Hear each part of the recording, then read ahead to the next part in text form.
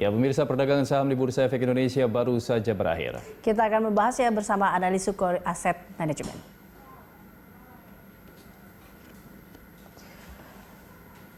Dan untuk membahas bagaimana pergerakan IHSG sepanjang hari ini, kita telah bersama dengan analis dari Sukor Invest Asset Management, yaitu Michelle Gabriela. Terima kasih Mbak Michelle telah bergabung bersama kami dalam Closing Market.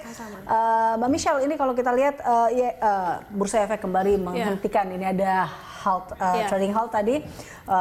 Anda melihat apa yang memang menjadi sentimen paling berpengaruh hari ini terhadap IHSG? Oke, kalau kita lihat kemarin itu kita lihat Dow-nya minus sampai 11% ya, dan ada suspensi juga di market US sendiri, meskipun tadi pagi sih kita lihat bahwa futuresnya menguat. Memang tapi market masih belum percaya dengan penguatan ini, karena memang kalau kita lihat biasanya penguatan ini hanya sementara karena kasus di US ini masih belum selesai. Dan sebenarnya kemarin tadi itu kenaikannya dipicu oleh yang Roche itu akan menerbitkan yang alat tes kitnya yang lebih cepat untuk mendeteksi virusnya, dan sentimennya sementara ini sih masih berputar di sekitaran virus COVID-19 ya.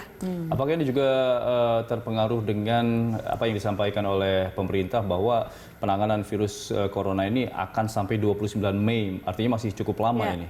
Oke, kalau kita lihat sih sebenarnya sih kalau kita lihat tiap hari ini dari data sih sekitar nambah sekitar 30 orang, hari ini 20 dan ya? Iya betul, dan sebenarnya kalau kita lihat dengan antisipasi ini sih sebenarnya memang harus agak lama ya, karena kan ini baru deteksi.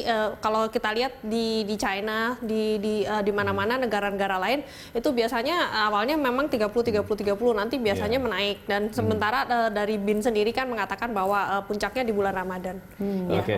Untuk sentimen domestik sendiri kan ini kita tahu bahwa asing juga melepas saham-saham blue chipnya ya, seperti bank-bank mereka lepas begitu, dan ada beberapa juga saham-saham blue chip yang ternyata hampir kena ARB ya, kena reject begitu ya.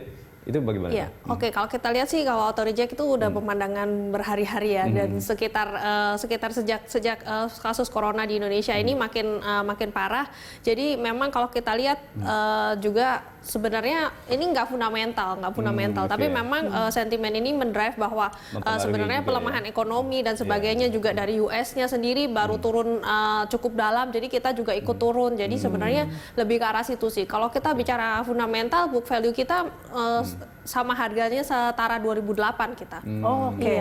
Oke, tapi kalau kita lihat ya, tadi itu adalah sentimen yang dari domestik sendiri. Tapi kalau kita lihat tadi global pun, ini The Fed yang menggelontorkan stimulus yang secara agresif seperti itu. Bahkan ada yang mengatakan Trump berjanji untuk beberapa tweet-tweet Trump yang juga nampaknya memberikan terkait dengan adanya dampak corona ini atau dukungan terkait dengan pergerakan global. Tapi Anda melihatnya bahwa ini juga masih belum mampu mengangkat IHSG kita sepertinya ya. Iya, memang kalau kita lihat di US sendiri, The Fed pun belum mampu mengangkat market US-nya. Jadi ya jadi kita ikut untuk turun juga. Jadi sebenarnya sentimennya lebih ke arah virus ini dan penanganannya, karena kan sampai sekarang vaksinnya belum dicoba ke manusia.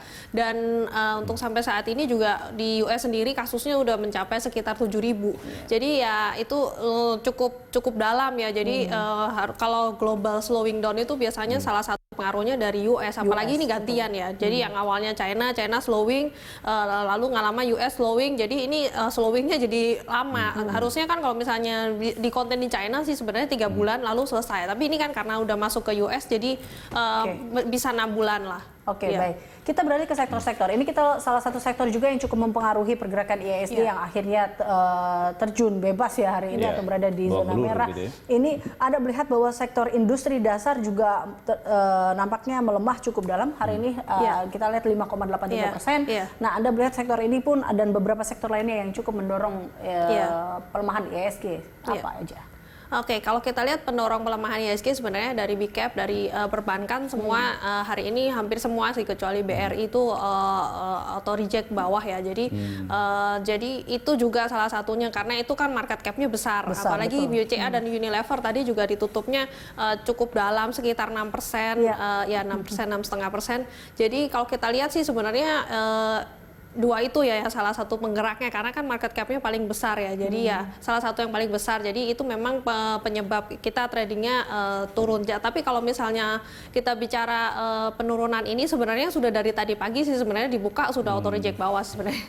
Oke, dalam beberapa hari ini kan memang kita IHSG kita atau pasar saham kita ini di hold ya, di trading hold-nya dilakukan. Tapi apa kira-kira yang direkomendasikan untuk para investor ini ketika IHSG kita ini sudah di level bottom? Iya. Oke, kalau kita lihat dari technical ya sebenarnya kalau bottom sih sekitar 4.000-an. Jadi sebenarnya dalam waktu dekat juga sampai ya kalau kita tiap hari begini dan ekspektasinya sih belum ada perubahan karena kan kasus coronanya terus bertambah. Sekarang sudah 170, terus dari US sendiri juga masih belum jelas penanganannya. Sebenarnya dari Italia juga sudah di lockdown tapi masih menambah kasusnya dan Spanyol dan sebagainya. Jadi kalau kita lihat sih ini masih sedang hot-hotnya. Jadi untuk kita bisa rebound dan rally itu untuk hari-hari ini agak susah ya. Jadi kalau kita lihat sih bottomnya sih di 4.000 dan sebenarnya kalau misalnya saran untuk belinya saham blue chip sih. Saham blue chip seperti bank seperti BNI itu valuasinya udah 0,6 kali book value atau Astra itu di sekitar 10 kali PE, terus Gudang Garam juga dan untuk HMSP 15 kali PE itu udah sangat murah sih. Ada banyak saham murah dan blue chip sebenarnya yang bisa kita membeli untuk jangka panjang begitu ya. Betul. Dan dividen. Dividen. Oke. Baik, Anda melihat peluang IHSG besok akan seperti apa Mbak Michelle? Oke, kalau besok sih sebenarnya harusnya sih masih ada koreksi ya. Mungkin karena dari bond sedikit karena tadi sih Dow-nya kan masih positif. Cuman Dow future. Nah, tapi balik lagi nanti kalau dibuka ternyata ujungnya melemah, akhirnya penutupan melemah ya kita bisa atau reject lagi sih sebenarnya. Jadi sebenarnya sih masih belum jelas kecuali mungkin vaksinnya sudah bisa diproduksi massal atau di US kasusnya sudah bisa ditangani ya. Yang which is sih harusnya kita semua expect secepatnya. Untuk level support dan juga resistennya besok kira-kira di mana? Kalau support resisten ya kalau market sih sebenarnya kan trading halt-nya sekitar 5%. Jadi itu dari opening. Jadi kalaupun opening gap down sekitar 6% ya kalau kita lihat bottomnya ya sekitar 6% dari harga sekarang ya. 6% dari harga. Baik, terima kasih Mbak Michelle sudah bergabung di Closing Market.